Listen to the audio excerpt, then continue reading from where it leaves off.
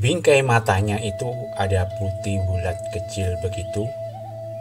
Makanya burung ini disebut dengan burung kacamata. Lantas, apa nama burung ini di daerah Anda?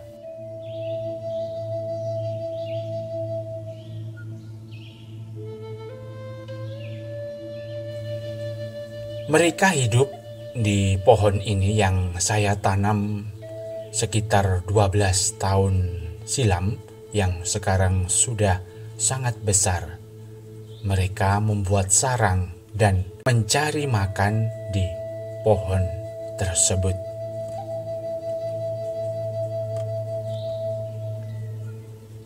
Pinus dan cemara yang saya tanam 12 tahun silam itu sudah sangat besar, yang berada di sekitar kaldera dari Gunung Batur. Di episode ini saya tidak sepenuhnya membahas tentang tanaman dan penghijauan, tetapi saya akan membahas suatu sastra dari masa lampau. Di video saya sebelumnya itu menerangkan tentang kearifan atau kebudayaan keagamaan di Bali kuno yang umum disebut dengan Datonta. Nah, di lontar ini ada hubungannya dengan hal tersebut, yaitu Datonta itu. Lontar kuno yang berada di museum di Belanda sekarang ini, yang umum kalau ditranslitkan itu bernama Dalem Bathara Katon atau Katoning, yang berarti harfiah itu adalah sesuatu yang terlihat, yaitu kalau umum ya, supaya bisa mudah dimengerti itu, mungkin bahasanya itu adalah Bathara atau dewa yang terlihat. Jadi di lontar ini menyebutkan bahwa Datonta itu adalah keturunan dari Bathara Katon. Namun dalam arti sesungguhnya kita jangan sampai terjebak ya. Sebetulnya keturunan, ya bahasa keturunan, putra atau apa itu sebenarnya bahasa kiasan. Jadi lebih tepatnya itu adalah bahasa resapan. Ya. Jadi arti yang sesungguhnya itu disembunyikan, tetapi supaya mudah dimengerti itu disebut dengan bahasa sehari-hari, seperti anaknya, kemudian istrinya, bapaknya, keturunannya begitu. Tapi dalam arti sesungguhnya itu adalah pengejawantahannya atau manifestasinya. Mungkin begitu kalau bahasa sekarang. Kalau kita bicara supaya mudah dimengerti. Jadi Datonta itu adalah keturunan, kalau di lontar itu ya, disebutkan keturunan dari Bathara Katon atau Bathara Katon, yaitu dewa yang bisa dilihat. Lantas, siapakah dewa yang bisa dilihat tersebut atau Bathara Katon tersebut? Maka dari itu, ayo kita bahas bersama di episode ini.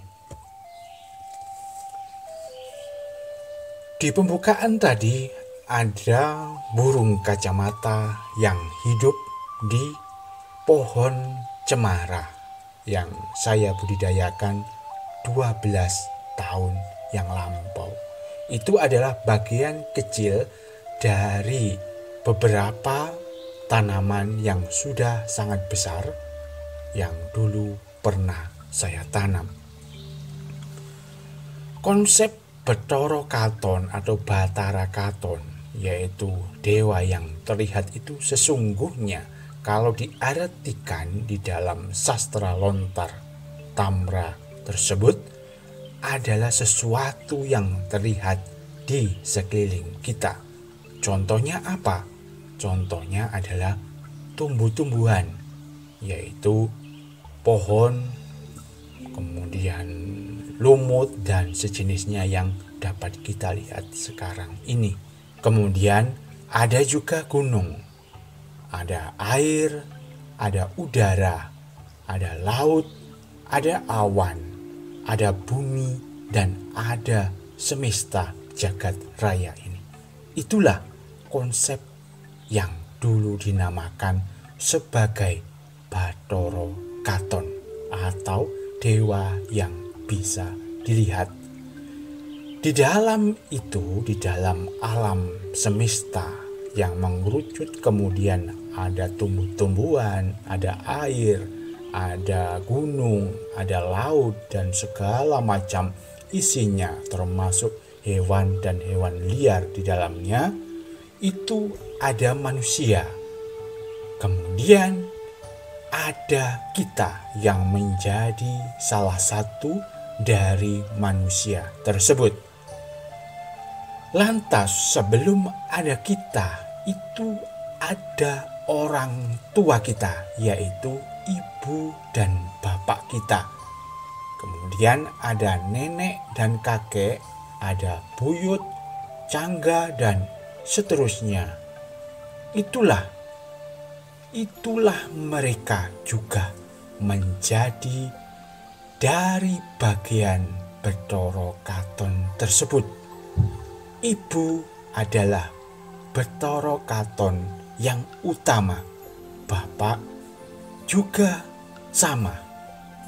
Dia adalah Bathara Katon juga. Kemudian kakek, nenek, buyut, dan seterusnya. Konsep Bathara Katon yang mungkin telah lama kita tinggalkan, sebetulnya apa masih cocok untuk kita terapkan di kehidupan yang sekarang ini?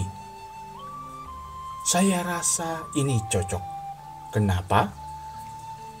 Konsep Bathara Katon yaitu menghormati alam semesta, termasuk pohon, tanah, batu, air laut, uap udara, langit, awan, dan sebagainya itu.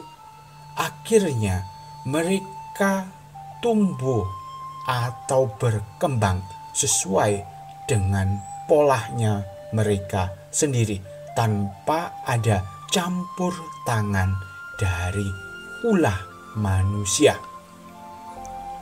Kebanyakan bencana alam seperti yang sering kita lihat yang terakhir-terakhir ini terus melanda di negara kita ini, kebanyakan adalah ulah dari manusia. Pohon ditebang, tanah dikelola, yang semestinya itu adalah hutan belantara, tetapi dikelola menjadi lahan pertanian dengan menebang pohon-pohonnya. Tanahnya yang berumput dibersihkan menjadi tanaman industri.